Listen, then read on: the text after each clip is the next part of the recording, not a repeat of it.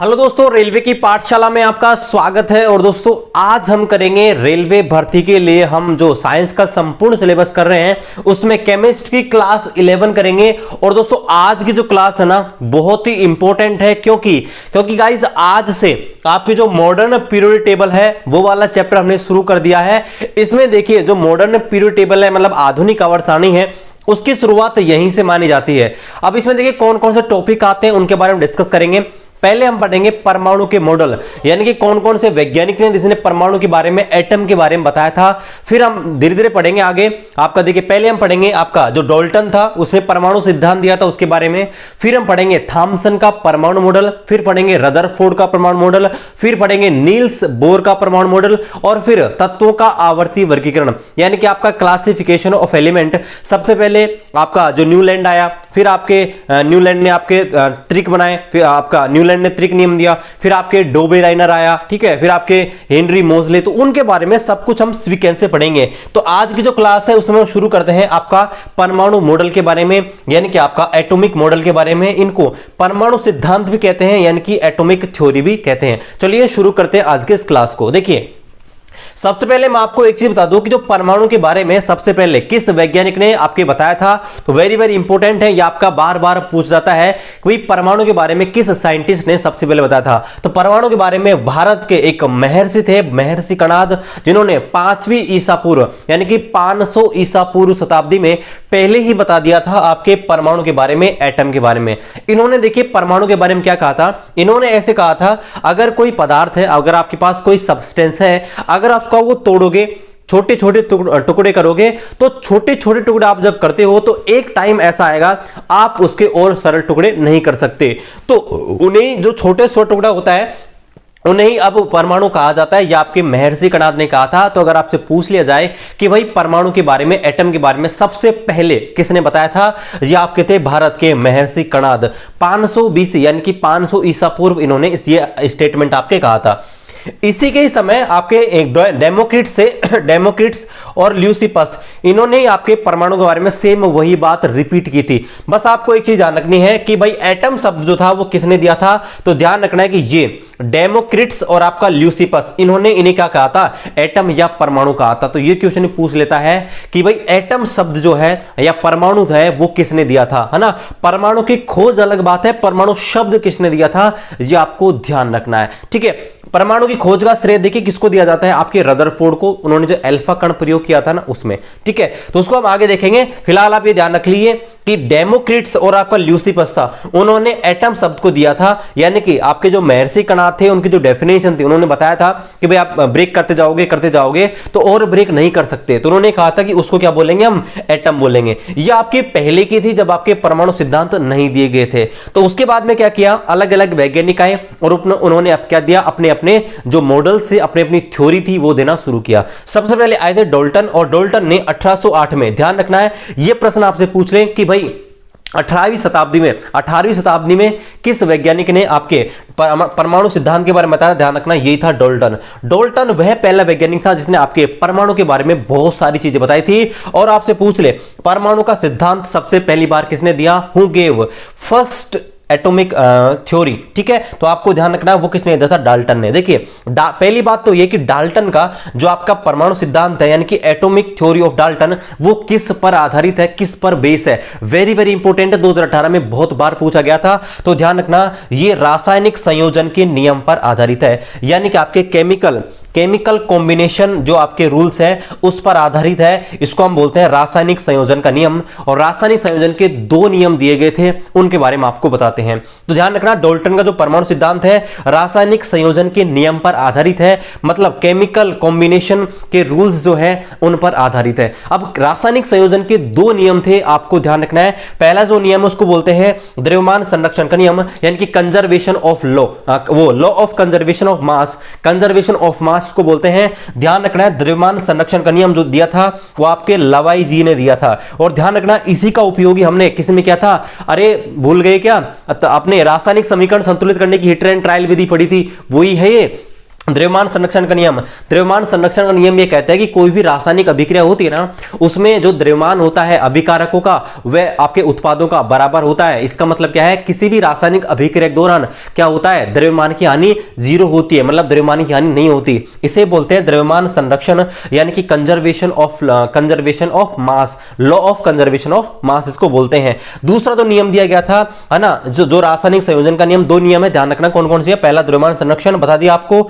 लवाई जी ने दिया था। दूसरा है निश्चित अनुपात का नियम, जो आपके जोसेफ प्राउस्ट ने दिया था। जोसेफ प्राउस्ट ने यह कहा था कि अगर कोई आपके पास कोई भी यौगिक है, कोई भी कंपाउंड है, तो उसमें जो एटम है ना, उनके द्रव्यमान का रेशो हमेशा फिक्स होता है। ये आपको ध्यान रखना। कैसे, अगर मैं आपको निश्चित अनुपात के नियम के बारे में बताऊं, यानी कि आपका फिक्स प्रोपोर्शनल लॉ के बारे में बताऊं, तो ये देखिए ये क्या होता है। मान लीजिए आपके पास क्या है, H2O है, क्या आपके पास H2 है यानी कि वाटर है, तो अगर इसके अणुओं का, इसके एटम का अगर मैं द्रव्यमान निकालूं, हाइड्रोजन का, देखिए अगर मैं हाइड्रोजन का निकालूं और आपका ऑक्सीजन का निकालूं, तो हाइड्रोजन कितने हैं, 2, और एक हाइड्रोजन कितना होता है, 1, और ऑक्सीजन के इतने हैं 1, और एक ऑक्सीजन कितना होता है, 16। तो यहां पर 2:16 यह दिख रहा है यहां पे, यानी कि 1:8। तो ध्यान रखना, जो आपका जल होता है उसमें हाइड्रोजन और ऑक्सीजन के द्रव्यमान का रेशो हमेशा 1:8 ही होता है, चाहे किसी भी रासायनिक अभिक्रिया में वाटर बन रहा है। तो यह आपका कहलाता है, जोसेफ प्राउस्ट ने दिया था, इसको बोलते हैं निश्चित अनुपात का नियम, यानी कि फिक्स्ड प्रोपोर्शन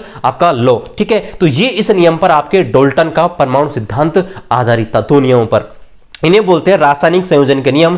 ध्यान रखना, आपका लॉ ऑफ केमिकल कॉम्बिनेशन, दो होते हैं, द्रव्यमान संरक्षण और आपका निश्चित अनुपात का नियम। तो ये पूछ लिया जाता है कि भाई डाल्टन का जो परमाणु सिद्धांत था वो किस सिद्धांत पर आधारित और किस नियम पर आधारित था, रासायनिक संयोजन पर। चलिए अब बात करते हैं डाल्टन ने क्या कहा था एटम के बारे में, सारा मैंने लिख रखा है। और देखो इंग्लिश मीडियम वाले मेरे प्यारे दोस्तों, मैं आपको एक बात बताना चाहता हूं, जो भी मैं चीजें रिपीट करता हूं, कोशिश पूरी करता हूं कि इंग्लिश में रिपीट करने की कोशिश करूं। और आपके कमेंट आते हैं तो मैं आपको बता दूं कि बहुत सारे ऑलरेडी इंग्लिश मीडियम वाले स्टूडेंट हैं जो हमारी क्लासेस ले रहे हैं, और बहुत सारे ऐसे हो जो सिर्फ कमेंट करते हैं। ठीक है, तो आपसे निवेदन है कि आप वीडियोस को पूरा देखे कीजिए। मैं पूरी कोशिश करता हूं कि आपको इंग्लिश में भी समझाने की कोशिश करूं। चलिए तो देखिए एटम के बारे में आपके डाल्टन ने क्या कहा। देखिए पहली बात, आपके डाल्टन ने कहा था कि जो प्रत्येक पदार्थ है वो छोटे छोटे कणों से मिलकर बना होता है, यानी कि every substance is made of small particles, यानी कि छोटे छोटे पार्टिकल होते हैं, उनसे आपका प्रत्येक पदार्थ बना हुआ होता है।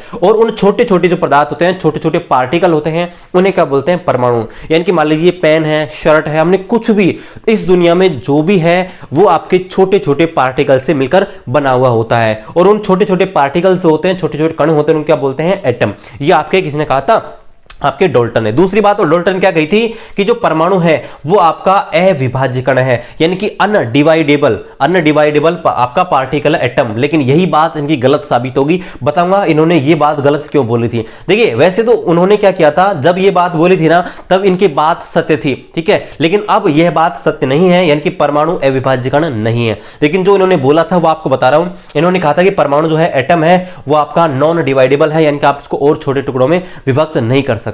आगे बात करते हैं। तीसरी बात इन्होंने ये कही थी, अगर एक ही एटम है, मान लीजिए आपका एक ही एलिमेंट है, मान लीजिए सोडियम है, तो सोडियम के जितने भी एटम हैं, सोडियम के जितने भी परमाणु हैं, उनकी केमिकल प्रॉपर्टी और फिजिकल प्रॉपर्टी, यानी कि रासायनिक गुण और आपके भौतिक गुण क्या होंगे, समान होंगे। यानी कि एक एटम है, मान लीजिए आपके पास सोडियम के जितने भी एटम हैं उनकी प्रॉपर्टी समान होगी। आपके पास सोना है, चांदी है, तो सोने के जो भी एटम है उनमें क्या होगा, उनकी जो रासायनिक गुण है और भौतिक गुण है क्या होंगे, समान होंगे। लेकिन अगर अलग अलग तत्वों के क्या है, एटम है, मान लीजिए एक मैंने सोने का, एक गोल्ड का एटम ले लिया, एक सिल्वर का एटम ले लिया, तो उनके जो केमिकल प्रॉपर्टी है और फिजिकल प्रॉपर्टी है, यानी कि उनके रासायनिक गुण है और भौतिक गुण है, क्या होंगे, अलग अलग होंगे। भाई एक पाकिस्तान का, एक हिंदुस्तान का है, दोनों की प्रॉपर्टी अलग अलग होंगी, लेकिन अगर हिंदुस्तान के हैं तो सबकी प्रॉपर्टी समान होगी। ठीक है, आगे बात करते हैं, that is very very important. Fifth है जो बहुत ही इंपॉर्टेंट है कि रासायनिक अभिक्रिया से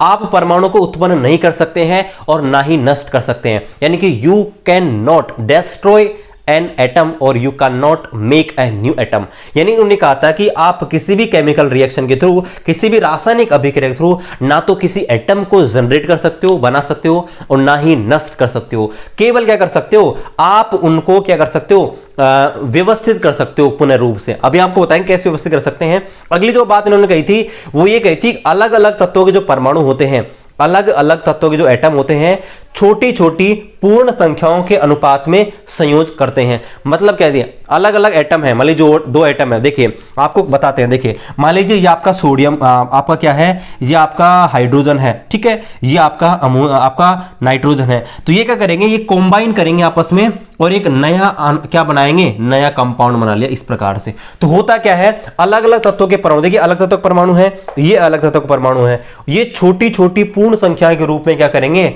सरल अनुपात में संयोग होकर नए यौगिक का निर्माण कर देते हैं। तो ये आपकी सारी की सारी जो बातें थी वो आपके डाल्टन ने कही थी। कमी क्या रह गई भाई, कमी ये रह गई, इनकी जो बात थी ये वाली, जो सेकंड बात थी ये यहां पर गलत सिद्ध हो गई, ये वाली। क्यों? क्योंकि इन्होंने 1808 में सिद्धांत दिया गया था, लेकिन बाद में जैसे जैसे इलेक्ट्रॉन, प्रोटॉन और न्यूट्रॉन की खोज हुई, इनकी बात गलत सिद्ध हो गई। क्योंकि आपको पता होना चाहिए भाई, जो परमाणु होते हैं उनके 3 टुकड़े होते हैं। परमाणु होता है उसको 3 हिस्से होते हैं, इलेक्ट्रॉन, प्रोटॉन, न्यूट्रॉन। इलेक्ट्रॉन नाभिक के चारों ओर चक्कर लगाता रहता है और प्रोटॉन और न्यूट्रॉन नाभिक के अंदर पाए जाते हैं। तो ये आपके इस सिद्धांत की वजह से बाद में आपका जो डाल्टन का सिद्धांत था आपके फेल हो गया। लेकिन यहां पर इन्होंने बहुत सारी बात बताई जो आपकी इंपोर्टेंट थी। बस इसके अलावा ये जो बातें थी ये वेरी वेरी इंपॉर्टेंट थी, सबके सब सही थे। तो ये था आपका डाल्टन का परमाणु सिद्धांत, इसको नोट डाउन कीजिए। फिर अगले जो एटॉमिक थ्योरी है उसको हम देखते हैं।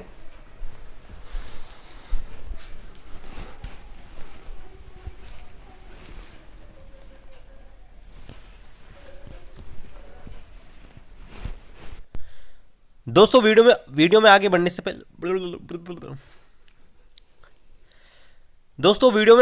से पहले मैं आपको बताना चाहूंगा कि अपनी रेलवे के एग्जाम है वो यहाँ पर शुरू हो चुकी है एनटीपीसी की, और इसके बाद में CB2 होगा। उसके अलावा ग्रुप डी का एग्जाम यहाँ पर होने वाला है। आपको पता है कि मिड ऑफ आपके अप्रैल से एनटीपीसी का वो आपके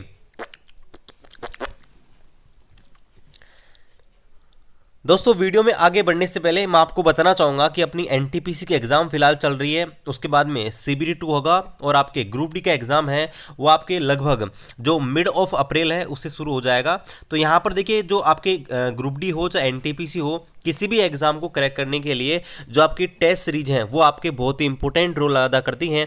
इससे आपका टाइम मैनेजमेंट सही होता है। इसके अलावा ऑनलाइन आप जब टेस्ट देते हो तो वहाँ पर कौन कौन सी आपकी वीकनेस है, कौन सा सब्जेक्ट आपका वीकनेस है, उसको आप चेक कर सकते हो। तो टेस्ट बुक एक बेहतरीन प्लेटफॉर्म है जहाँ पर गाइज आप इनका सब्सक्रिप्शन ले सकते हैं, और यहाँ पर 1 साल के लिए इनका सब्सक्रिप्शन है मात्र 270 रुपीज़ में आपको मिल जाता है। इसमें आपके रेलवे एग्जाम हो, एसएससी का हो, बैंक का हो, कोई भी डिफेंस का एग्जाम हो, कोई भी स्टेट का एग्जाम हो, सारी की सारी आपकी जो टेस्ट सीरीज है आपको फ्री ऑफ कॉस्ट एक साथ ही मिल जाती है। मतलब एक का सब्सक्रिप्शन लेते हो तो और सारी आपको फ्री मिल जाती हैं, यानी कि आपको अलग अलग पैसे देने की जरूरत नहीं पड़ती है। तो यहाँ पर ग्रुप डी के लिए बात करें तो ग्रुप डी के लिए यहाँ पर बहुत सारी टेस्ट अवेलेबल हैं, लगभग 300 टेस्ट यहाँ पर अवेलेबल हैं, फ्री भी हैं, सेक्शनल भी हैं, और यहाँ पर टॉपिक वाइज और आपके सब्जेक्ट वाइज भी टेस्ट हैं। तो वीडियो के डिस्क्रिप्शन पे आपको लिंक दिया है, और साथ ही आप खीमराज कोड का इस्तेमाल करेंगे तो आपके लिए जो प्राइस है यहाँ पर गाइस 10% डाउन हो जाएगी। तो वीडियो के डिस्क्रिप्शन पे आपको लिंक दिया है, वहां जाकर अभी तक आपने किसी प्रकार का टेस्ट नहीं लिया है तो आप टेस्ट बुक का ले सकते हैं। बहुत ही बेहतरीन टेस्ट सीरीज है। चलिए दोस्तों, अब बात करते हैं दूसरे परमाणु सिद्धांत के बारे में। दूसरा जो परमाणु सिद्धांत था वो आपके दिया गया था थॉमसन के द्वारा, और गाइज ये है ना थोड़ा सा अलग प्रकार का है और इसको बहुत प्रकार से रिलेट कर सकते हैं। देखिए, जो थॉमसन का परमाणु मॉडल था ना, ये आपके 1898 में दिया गया था, और जब 1898 में मॉडल दिया गया था तो उस समय क्या हुआ था, इलेक्ट्रॉन, प्रोटॉन, न्यूट्रॉन इनकी खोज हो चुकी थी। तो देखिए, पहले आपके जो आपका नियम दिया गया था डाल्टन ने, उन्होंने क्या कहा था कि भाई जो परमाणु है अविभाज्य है, तो सीधी सी बात है परमाणु का विभाजन संभव है ना। तो देखिए, इन्होंने जे थॉमसन ने क्या किया, थॉमसन ने जो मॉडल दिया था उन्होंने ये कहा कि जो एटम जो होता है, परमाणु जो होता है वह एक गोला होता है। कैसा गोला होता है, धनात्मक गोला होता है। इन्होंने क्या कहा थॉमसन ने कि जो एटम होता है ना, जो परमाणु होता है वो एक धनात्मक गोला होता है, पॉजिटिव स्फीयर होता है, और इसमें समान रूप से इलेक्ट्रॉन वितरित रहते हैं, डिस्ट्रीब्यूट रहते हैं। ये आपके थॉमसन ने कहा था। चलिए देखते हैं इन्होंने क्या क्या कहा था, क्या इनकी कमी रह गई थी। देखिए, तो थॉमसन ने पहली बात यह कही कि जो परमाणु होता है वो 10⁻⁻10 मीटर के आकार का एक धनावेशित गोला होता है। अब देखिए, इन्होंने साइज भी बताया कि भाई जो आपका एटम है उसकी साइज कितनी होती है, 10⁻⁻10 मीटर। ये ध्यान रखना, वेरी वेरी इंपॉर्टेंट है। और आपको ये भी ध्यान रखना है कि ये जो साइज होती है ना, किस एटम की होती है? हाइड्रोजन की। ठीक है, ध्यान रखना है कि हाइड्रोजन का जो साइज होता है ना, वो आपका 10⁻⁻10 मीटर की कोटि का होता है। ठीक है, तो ये आपका इंपॉर्टेंट है कि भाई आपके सबसे ये आपके जो थॉमसन थे, उन्होंने ये कहा था कि जो एटम होता है उसकी साइज 10⁻⁻10 होती है और ये एक धनावेशित गोला होता है। ठीक है, दूसरी बात इन्होंने क्या बोली? दूसरी बात इन्होंने ये बोली कि भाई इसमें समान मात्रा में इलेक्ट्रॉन वितरित होते हैं। मतलब जो इलेक्ट्रॉन होते हैं ना, वो समान रूप से डिस्ट्रीब्यूट रहते हैं। ऐसा नहीं है कि भाई यहां पर होंगे एक जगह, यहां पर होंगे एक जगह, मतलब समान रूप से। ठीक है, इक्वल डिस्ट्रीब्यूशन होगा, मतलब यहां बराबर बराबर मात्रा में इलेक्ट्रॉन होते हैं, आपके फैले रहते हैं। तीसरी बात इन्होंने क्या कही थी, और तीसरी बात जो है ना वेरी वेरी इंपॉर्टेंट है कि भाई इस मॉडल को प्लम पुडिंग मॉडल कहते हैं। ये क्वेश्चन बहुत बार पूछा जाता है। प्लम पुडिंग मॉडल किस मॉडल को कहा जाता है? आपके थॉमसन के। थॉमसन के मॉडल के कई नाम है, देखिए कौन कौन से नाम है। एक है प्लम पुडिंग मॉडल, एक है क्रिसमस केक, एक है तरबूज मॉडल, एक है बूंदी के लड्डू, यानी कि सेम एक जैसे ही है। अब देखिए बताते हैं कैसे। देखिए तो देखिए, क्रिसमस केक हो, चाहे तरबूज हो, चाहे बूंदी के लड्डू हो, चाहे प्लम पुडिंग हो, तो जैसे मान लीजिए तरबूज होता है ना, वाटरमेलन होता है। भाई तरबूज में क्या होता है? तरबूज जो होता है उसमें एक तो लाल रंग का खाने का होता है, मटेरियल बोलते हैं, और एक उसके अंदर बीज पाए जाते हैं। तो जो बीज होते हैं ना, वो तो भाई इलेक्ट्रॉन को रिप्रेजेंट करते हैं, और जो खाने का होता है ना, वो किसको प्रेजेंट करता है? पॉजिटिव को। तो इस प्रकार से गाइस ये जो मॉडल है, इसके बहुत सारे नाम हैं। ये नाम है ना वेरी वेरी इंपॉर्टेंट है, पूछे जाते हैं। वही प्लम पुडिंग मॉडल किस मॉडल को जाना जाता है? क्रिसमस केक, तरबूज, बूंदी के लड्डू, ये सारे के सारे जो नाम हैं वो आपके किसके हैं? वो आपके थॉमसन के मॉडल के। लास्ट बात इन्होंने क्या बोली थी कि जो परमाणु होता है वो आपके विद्युत रूप से क्या होता है? उदासीन होता है, न्यूट्रल होता है। यानी कि जो आपका एटम होता है वो न्यूट्रल होता है। इसका मतलब क्या है कि जितना इसके ऊपर पॉजिटिव चार्ज होगा उतना इसके ऊपर क्या होगा? नेगेटिव चार्ज होगा। देखिए, यानी कि इसके ऊपर जितना ये धनावेशित गोला है ना, उतना ही इसमें क्या है? ऋणावेश है। इसका मतलब क्या है? जितना धनावेश है उतना ही ऋणावेश है। इसका मतलब क्या है कि भाई जो एटम है वो आपके क्या है? न्यूट्रल होता है, उस पर किसी प्रकार का चार्ज नहीं होता है। जितना चार्ज इलेक्ट्रॉन का, जितना प्रोटॉन का, वो आपका प्रोटॉन तो नहीं दिया था उन्होंने, मतलब जितना धनावेश होता है उतना ही क्या होता है? ऋणावेश होता है। तो इसलिए आपको ध्यान रखना है, जो आपके थॉमसन ने आपके सबसे पहले कहा था कि भाई ये क्या होता है? विद्युत रूप से उदासीन होता है। कमी क्या रह गई थी इनकी? तो देखिए कमी क्या रह गई थी। देखिए कमी क्या रह गई थी, सबसे बड़ी कमी जो थी, उन्होंने कमी के बारे में आपको ध्यान रखना है कि जे थॉमसन ने जो मॉडल दिया था, थॉमसन मॉडल, जब बाकी वैज्ञानिकों ने जो आपके मॉडल दिए थे, जैसे रदरफोर्ड ने आपका स्वर्ण पत्र प्रयोग दिया था, है ना, तो उस सिद्धांत को ये जो भाई साहब हैं वो नहीं समझा पाए।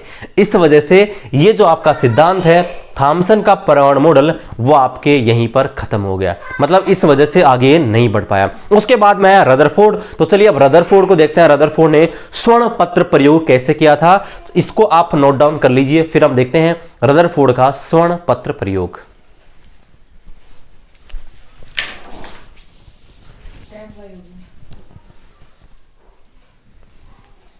चलिए दोस्तों, अब बात करते हैं आपके रदरफोर्ड के स्वर्ण पत्र प्रयोग की। इन्होंने आपका स्वर्ण पत्र यानी कि सोने की झिल्ली जो होती है, यानी कि गोल्ड फॉइल, इसके ऊपर अल्फा कण गिराए और उसका एक्सपेरिमेंट किया। इसे ही कहलाया स्वर्ण, आपका रदरफोर्ड का स्वर्ण पत्र प्रयोग। यह आपके 1911 में किया गया था। इसके बारे में चलिए पूरा देख लेते हैं। तो देखिए इसमें इन्होंने क्या किया, एक जो सोने की झिल्ली होती है, गोल्ड की फॉइल होती है, उसको एक जिंक सल्फाइड जो होता है ZnS, जिंक सल्फाइड के पर्दे के बीच में रख दिया। ठीक है, क्या किया इन्होंने, एक जो आपके सोने की झिल्ली होती है यानी कि गोल्ड फॉइल है, उसको एक जिंक सल्फाइड से लेपित एक पर्दे के अंदर रख दिया। भाई जिंक सल्फाइड का पर्दा काम क्यों लिया वो मैं आपको बताऊंगा।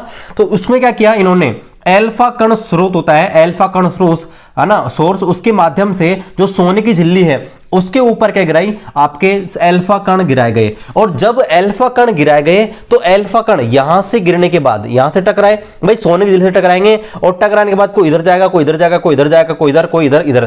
तो होता क्या है कि जब अल्फा कण जो होता है वो जिंक सल्फाइड से टकराता है ना, तो वहां पर रोशनी उत्पन्न होती है, फ्लैश यानी लाइट उत्पन्न होती है, जिससे भाई रदरफोर्ड को पता लग सके कि भाई मैंने जो अल्फा कण डाले हैं वो किस दिशा में गए हैं, यानी कि उनकी डायरेक्शन ज्ञात करने के लिए आपके जिंक सल्फाइड का एक पर्दा लिया था। अब चलिए, तो यहां पर क्या किया उन्होंने, बहुत सारे अल्फा कण इस सोने की झिल्ली है इस पर गिराए, और जो रिजल्ट देखे उन्होंने उनके बारे में डिस्कस करते हैं। तो देखिए, जब इन्होंने सोने की झिल्ली के ऊपर आपके ये अल्फा कण आपके गिराए, तो उनको क्या प्रेक्षण दिखा, क्या ऑब्जर्व किया, तो उन्होंने तीन मेन बात थी, तीन मेन इंपॉर्टेंट बात थी जो उनको ऑब्जर्व करी। कौन कौन सी? पहली बात ये कि अधिकतर जो अल्फा कण थे, यानी कि मैक्सिमम जो अल्फा कण थे वो सोने की झिल्ली से बिना विक्षेपित हुए ही सीधे निकल गए थे। यानी कि देखिए, मैं आपको बताऊं तो देखिए, यानी कि बहुत सारे मैक्सिमम जो अल्फा कण थे वो यहां से आए और इसको टकराने के बाद इससे कोई फर्क नहीं पड़ा, मतलब वो सीधे के सीधे क्या निकल गए भाई, सीधे ऐसे बाहर निकल गए, ऐसे यो सीधे सीधे। मैक्सिमम जो अल्फा कण थे इससे मतलब कोई डाइवर्ट हुए ही नहीं, और क्या हुए, सीधे के सीधे क्या हो गए, निकल गए। ये पहला रिजल्ट था, पहला मतलब पहला ऑब्जर्वेशन था। दूसरा इन्होंने क्या किया, बहुत कम ऐसे अल्फा कण थे जो न्यून कोण पर क्या हुए, विक्षेपित, एक्यूट एंगल पर क्या हुए, विक्षेपित, मतलब आपका 90 डिग्री से कम पर क्या हुए, विस्थापित, मतलब ये आ रही है तो यहां पर इधर विस्थापित हो गए, ये कोण है इधर विस्थापित हो गए, ये जो कोण है ना इससे आपके क्या बोलते हैं, इसको हम बोलते हैं आपका न्यून कोण, यानी कि 90 डिग्री से कम। तो आपके क्या थे, बहुत सारे ऐसे अल्फा कण थे, यानी कि बहुत कम ऐसे अल्फा कण थे जो न्यून कोण पर क्या हुए, विस्थापित हुए। ये सेकंड क्या था, ऑब्जर्वेशन था। थर्ड ऑब्जर्व क्या किया उन्होंने कि लगभग 20,000 में से, ये वेरी वेरी इंपॉर्टेंट है, लगभग 20,000 में से एक अल्फा कण ऐसा था जो 180 डिग्री के कोण पर विक्षेपित हुआ। मतलब क्या है भाई, यो गया और वापस उसी डायरेक्शन में वापस पहुंच गया, मतलब इससे टकराया है ना, और इससे टकराने के बाद इस सोने की झिल्ली से टकराया और वापस उसी दिशा में वापस लौट गया, यानी कि 180 डिग्री को एंगल पर वापस लौट गया। तीन इन्होंने क्या किए, आपके तीन ऑब्जर्वेशन किए, तीन परीक्षण प्राप्त किए, और लास्ट वाले परीक्षण जो प्राप्त हुआ था इनको, ये वाला 20,000 है ना, 20,000 में से एक अल्फा कण 180 डिग्री पर क्या हुआ, वापस से उसी डायरेक्शन में आ गया। तो इन्होंने इसके बारे में एक स्टेटमेंट कहा था, वो ये कहा था कि भाई, इन्होंने एक स्टेटमेंट ये कहा था कि अगर हम एक 15 इंच, ठीक है, इन्होंने एक स्टेटमेंट कहा था, आपको मैं बताता हूं क्या स्टेटमेंट कहा था। उन्होंने ये कहा था कि अगर हम एक 14 इंच का, अगर आपके पास कोई तोफ जो होती है ना, तोफ का एक गोला अगर हम छोड़े और वो आपके मान लीजिए कोई आपके नॉर्मल कोई पन्नी है या आप ये मान लीजिए टिश्यू पेपर है, टिश्यू पेपर पर गिराएं और टिश्यू पेपर उसको वापस से उसी दिशा में डायरेक्शन कर दे, ऐसा रिजल्ट था ये। मतलब ये रिजल्ट मतलब विश्वसनीय था, मतलब इस पर विश्वास नहीं किया जा सकता था। ये लास्ट वाला जो रिजल्ट था ना, इस पर विश्वास नहीं किया जा सकता था, क्योंकि ये एक ऐसा रिजल्ट था जब हमने सोने की झिल्ली पर अल्फा कण गिराया तो एक अल्फा कण वापस उसी डायरेक्शन में चला गया। तो इसके बारे में रदरफोर्ड ने क्या कहा कि भाई ये रिजल्ट ऐसा था, मान लीजिए कि 14 इंच के अगर तोफ का गोला है, उससे हम उसको फेंके किसके ऊपर, एक टिश्यू पेपर के ऊपर नॉर्मल से, और वो टिश्यू पेपर उसको वापस से रिफ्लेक्ट करके भेज दे, इस प्रकार का रिजल्ट ये प्राप्त हुआ था। अब देखिए, तीन जो ऑब्जर्वेशन थे उसके आधार पर क्या रिजल्ट निकाले गए रदरफोर्ड ने, ये वेरी वेरी इंपॉर्टेंट है, इनको देखते हैं। देखिए, पहला रिजल्ट इन्होंने क्या निकाला कि भाई जो परमाणु होता है, एटम जो होता है, उसका मैक्सिमम भाग क्या होता है, खोखला। क्यों? क्योंकि अधिकतम जो अल्फा कण थे जब सोने की झिल्ली पर गिराए गए तो कुछ हुआ ही नहीं, मतलब बिना विक्षेपित हुए सीधे ही निकल गए। इसका मतलब क्या है कि हो सकता है कि भाई परमाणु जो है, एटम है, उसका मैक्सिमम जो एरिया है वो क्या है, खाली है, होल है। पहला रिजल्ट वेरी वेरी इंपॉर्टेंट। दूसरा, परमाणु का समस्त धनावेश जो होता है एक जगह केंद्रित होता है। इन्होंने क्या कहा कि जो परमाणु होता है उसका सारा का सारा धनावेश होता है, यानी कि पूरा का पूरा पॉजिटिव जो आपका धनावेश होता है वो एक जगह केंद्रित होता है। उसे क्या बोलते हैं, नाभिक, न्यूक्लियस उसको बोलते हैं। और उन्होंने ये कहा कि भाई जो नाभिक है, न्यूक्लियस है, उसका व्यास होता है 10⁻⁻15 मीटर। इन्होंने ये कहा था भाई जो नाभिक है वो ना, वो आपके 10⁻⁻15 मीटर की कोटि का होता है। ठीक है, ये बात इन्होंने कही थी। एक बात और आपको ध्यान रखनी है कि इन्होंने जो पहला स्टेटमेंट दिया गया था कि भाई परमाणु का मैक्सिमम भाग खोखला होता है, तो उन्हें यह कहा था कि जो खोखला वाला भाग होता है ना, इसमें इलेक्ट्रॉन चक्कर लगाते रहते हैं अपनी कक्षाओं में, ठीक है, अपनी कक्षाओं में इलेक्ट्रॉन चक्कर लगाते रहते हैं इस प्रकार से। देखिए ये जो चित्र आपके सामने बनाया ना, ये वेरी वेरी इंपॉर्टेंट है। क्यों इंपॉर्टेंट है? क्योंकि एक चित्र अभी आपके सामने मैंने पहले बनाया था, है ना, जब आपके अभी हमने थोड़ी देर पहले पढ़ा था, तो वहां पर देखिए, वहां पर इस प्रकार से था, वहां पर इस प्रकार से था, है ना, यहां पर कि सिर्फ यहां पर ये तो आपका क्या था, ये आपका था धनावेशित गोला, पॉजिटिव स्फीयर, और यहां पर भैया क्या था, इलेक्ट्रॉन, इलेक्ट्रॉन, है ना, अलग से दिखा देता हूं थोड़ा सा अच्छा लगेगा, ठीक है। तो यहां पर देखिए, यहां पर थे आपके electron, electron, electron, electron, electron, electron, इस प्रकार से।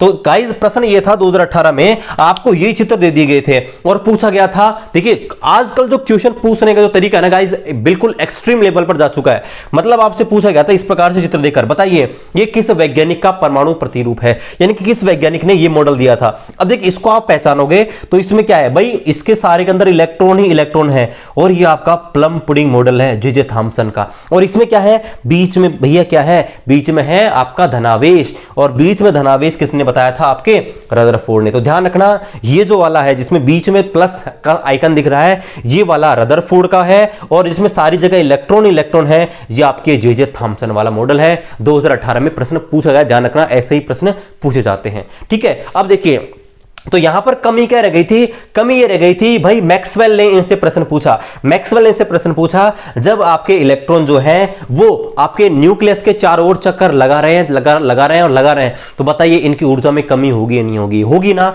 मान लीजिए ये आपका क्या है, नाभिक है, ये क्या है भैया आपका नाभिक है, न्यूक्लियस है, और न्यूक्लियस को मैंने प्लस से दर्शा दिया, ठीक है, यहां पर दिख रहा है ना, ओके। तो इनसे क्या पूछा, इनसे भैया पूछा मैक्सवेल ने कि भैया यहां से आपका इलेक्ट्रॉन चक्कर लगा रहा है, तो चक्कर लगा रहा है तो लगाते लगाते उसकी ऊर्जा में कमी होगी, और ऊर्जा में कमी होगी तो नाभिक के पास आता जाएगा, और आता जाएगा, और एक स्थिति ऐसी आएगी कि यह नाभिक में गिर जाना चाहिए, और नाभिक में इलेक्ट्रॉन तो होता ही नहीं है, ठीक है, क्योंकि अगर नाभिक में इलेक्ट्रॉन हो गया तो फिर आपका एटम का अस्तित्व ही खत्म हो जाएगा। तो ये प्रश्न जब भाई साहब से पूछा गया आपके रदरफोर्ड से, तो इनके पास कोई जवाब नहीं था। तो ये सबसे बड़ी कमी थी आपके रदरफोर्ड के स्वर्ण पत्र प्रयोग की। तो ये सारा का सारा था। इस पे जो क्वेश्चंस पूछ जाते हैं आपको बता दूं भाई, प्रश्न ये पूछा जाता है कि किस प्रकार के कण गिराए गए, ध्यान रखना अल्फा कण गिराए गए, किस प्रकार का पर्दा काम में लिया गया, जिंक का पर्दा, किस झिल्ली के ऊपर प्रयोग किया गया, किस फॉइल के ऊपर, ध्यान रखना है गोल्ड की फॉइल के ऊपर, और रिजल्ट तो आपके सामने मैंने बता दिया, ये रिजल्ट प्राप्त होते हैं, ये आपको ध्यान रखने हैं। और ये वाला आपको प्रतिरूप ध्यान रखना है, ये किसको रिप्रेजेंट करता है, ये आपके रदरफोर्ड के स्वर्ण पत्र प्रयोग को आपके रिप्रेजेंट करता है। चलिए लास्ट में एक मॉडल और है, उसको हम डिस्कस कर लेते हैं, जो आपका है नील्स बोर का परमाणु सिद्धांत, जिसमें इन्होंने बताया था ये के बारे में, जो आपके मैक्सवेल के प्रश्न का आंसर इन्होंने दिया था। तो चलिए उसको हम पढ़ लेते हैं, इसको आप एक बार नोट डाउन कीजिए, फिर हम पढ़ते हैं नील्स बोर का परमाणु मॉडल।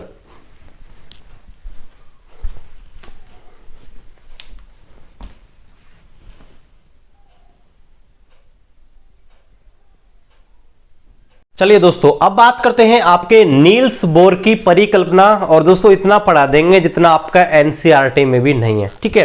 तो आपको वो इसको बोलते हैं हाइपोथेसिस ऑफ नील्स बोर, यानी कि नील्स बोर ने अपना एक सिद्धांत दिया परमाणु के बारे में, उसके बारे में पढ़ने वाले हैं। ये आपके 1913 में दिया गया था। तो देखिए पहले जो रदरफोर्ड ने जो प्रयोग किया था सेम उसी में वही है सेम, लेकिन उसमें क्या है, इन्होंने कोई प्रयोग नहीं किया, इन्होंने सिर्फ जो आपके कमी रह गई थी उसको दूर करने के लिए अपना सिद्धांत दिया। देखिए इन्होंने क्या बताया, देखिए इन्होंने ये कहा कि भाई जो इलेक्ट्रॉन जो होते हैं वो नाभिक के चारों ओर अपनी निश्चित ऊर्जा वाली, यानी कि फिक्स एनर्जी वाली जो कक्षाएं होती है उनमें राउंड लगाता है। देखिए पढ़ते हैं इसके जो क्या क्या इन्होंने अवधारणा दी उनके बारे में। पहला इन्होंने ये स्टेटमेंट दिया कि परमाणु के केंद्र में नाभिक पाया जाता है और उसमें धनावेशित कण प्रोटॉन पाया जाता है। इन्होंने ये कहा कि आपका कोई भी नाभिक होता है, वो आपका कोई भी एटम होता है, उसके सेंटर में, उसके केंद्र में क्या पाया जाता है, न्यूक्लियस पाया जाता है, नाभिक पाया जाता है, और नाभिक के अंदर क्या होता है, नाभिक के अंदर पाया जाता है क्या, प्रोटॉन। ये उन्होंने पहली बात कही। दूसरी बात क्या कही कि इलेक्ट्रॉन जो होते हैं नाभिक के चारों ओर निश्चित त्रिज्या और निश्चित ऊर्जा वाले पथ में गतिशील होते हैं। यानी कि जो इलेक्ट्रॉन जो होते हैं ना, यहां पे देखिए, यहां पे जो इलेक्ट्रॉन होंगे, यहां पे वो ये जो कक्षाएं है ना, ये कक्षाएं, इनकी रेडियस फिक्स है ना, इस वाले की, इसकी, और इनकी एनर्जी भी फिक्स है। यानी कि इन्होंने ये कहा कि भाई जो इलेक्ट्रॉन जो होते हैं नाभिक के चारों ओर चक्कर लगा रहे हैं, न्यूक्लियस के चारों ओर, ये जो कक्षाएं हैं है ना, इनका क्या है, इनकी जो रेडियस है, त्रिज्या फिक्स है और इनकी एनर्जी भी फिक्स है। आगे बोला गया है कि ये जो कक्षाएं होती हैं, इनकी वह पथ है ना, इनका रास्ता जो होता है, जो पाथ होता है ना, वो कैसा होता है, वो आपका होता है कौन सा, संकेंद्रीय। कैसा होता है, संकेंद्रीय, मतलब एक जिनका केंद्र समान है, जिनका आपका सेंट्रल समान है, लेकिन बहुत सारे सर्कल हैं। आगे बोला गया है कि ये जो पथ होता है उसको क्या बोलते हैं, कक्षा बोलते हैं, कोश बोलते हैं, या ऊर्जा स्तर इनको बोला जाता है। वेरी वेरी इंपॉर्टेंट है, ध्यान रखना, कक्षा, कोश और ऊर्जा स्तर। तो आपसे पूछ ले कि वह स्थान जहां पर इलेक्ट्रॉन चक्कर लगाते हैं उन्हें क्या बोलते हैं, उन्हें बोलते हैं कक्षा, कोश या ऊर्जा स्तर, यानी कि ऑर्बिट इनको बोलते हैं, और इनको ही एनर्जी लेवल कहते हैं। ध्यान रखना, वेरी वेरी इंपॉर्टेंट। नाभिक के चारों ओर का वह स्थान जहां पर इलेक्ट्रॉन के पाए जाने की सबसे अधिक संभावना होती है, द प्लेस वेयर इलेक्ट्रॉन की जो पॉसिबिलिटी होती है, इलेक्ट्रॉन के पाए जाने की जो पॉसिबिलिटी होती है, मैक्सिमम होती है, उसे गाइस क्या बोलते हैं, कक्षा, कोश या ऊर्जा स्तर इनको बोलते हैं। आगे इन्होंने क्या कहा कि ये जो कक्षाएं होती है, मतलब जो कक्षा होती है ये है ना, ये कक्षाएं क्या होती है, नाभिक के चारों ओर होती हैं और ये संकेंद्रीय रूप में होती है। संकेंद्र क्या होते हैं भाई, ऐसे सर्किल जिनका सेंटर एक ही हो, ऐसे सर्किल जिनका सेंटर एक ही हो लेकिन रेडियस अलग अलग हो, उन्हें क्या बोलते हैं, संकेंद्रीय।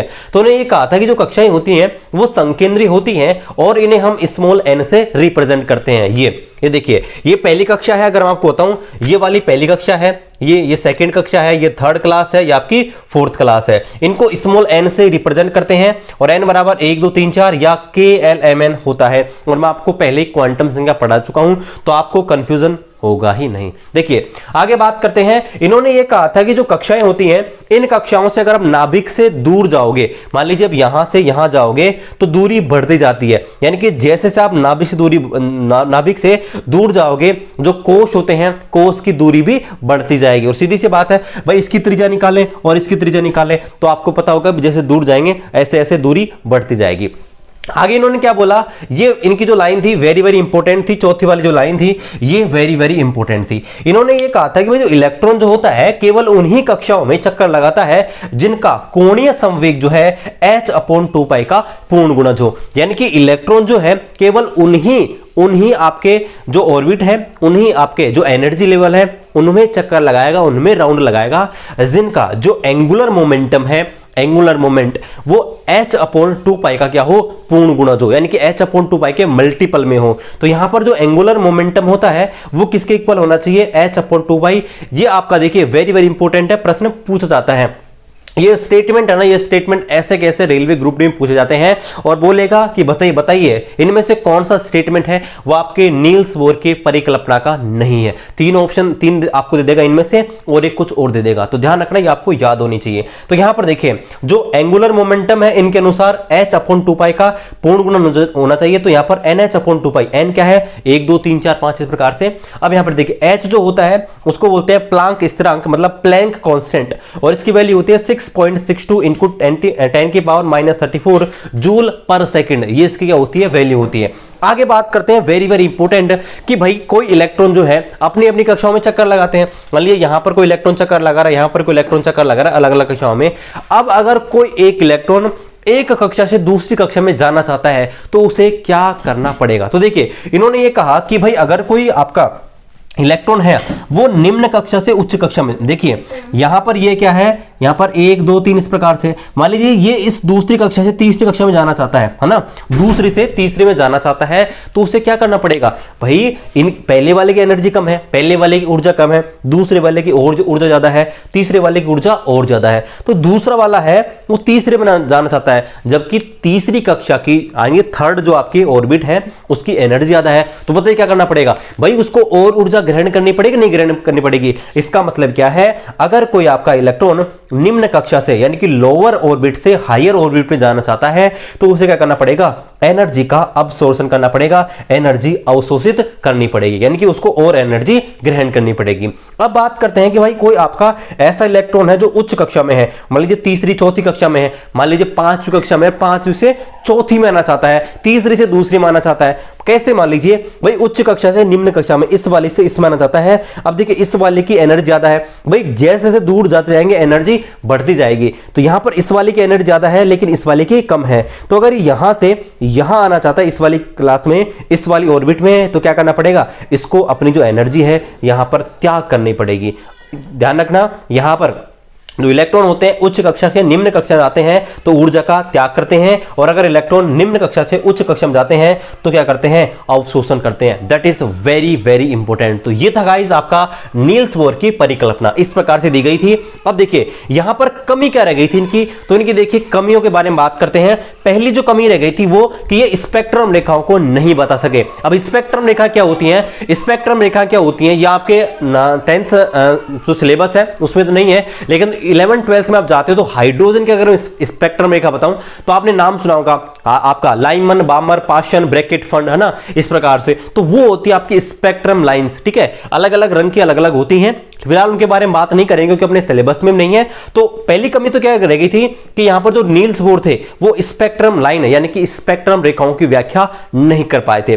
दूसरी जो बात थी वो ये थी कि इनका जो सिद्धांत था वो बड़े परमाणुओं पर लागू नहीं हुआ, केवल छोटे एटम था उन पर ही इनका जो परमाणु है या इनका जो परमाणु सिद्धांत था यहां पर लागू हुआ।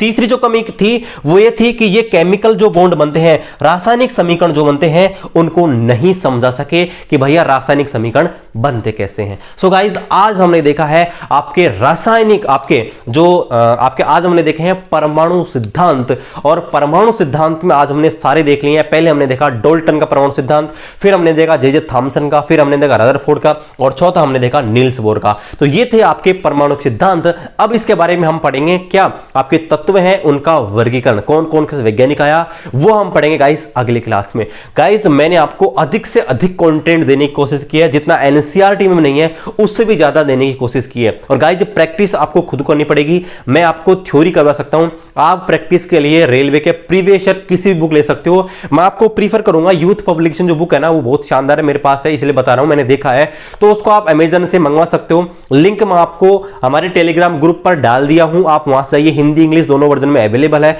मंगा लीजिए। बहुत ही शानदार बुक है गाइस, ये अपनी प्रिपरेशन है वो गाइस इस बार खाली नहीं जानी चाहिए। इस बार आप अपने सपनों को पूरा करके रहें, ऐसा मेरा मानना है, और ऐसा मेरी प्रभु से इच्छा है, भगवान से भी ये दुआ है कि आप जो मेहनत कर रहे हो ना गाइस वो आपको सफलता दिलाए।